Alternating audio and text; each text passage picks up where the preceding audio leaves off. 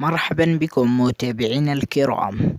موعد وتوقيت مباراة اليمن وأستراليا في دور 16 من نهائيات كأس آسيا للناشئين. الموعد والتوقيت والقنوات الناقلة وكافة تفاصيل هذا الفيديو. تاريخ المباراة 20/23 شهر 5 يوم 7.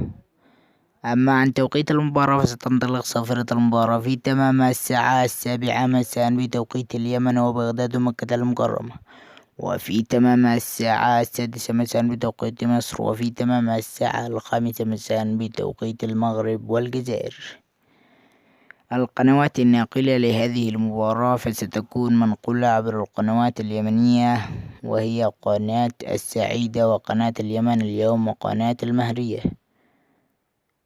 وصلنا نهاية الفيديو. دمتم في أمان الله.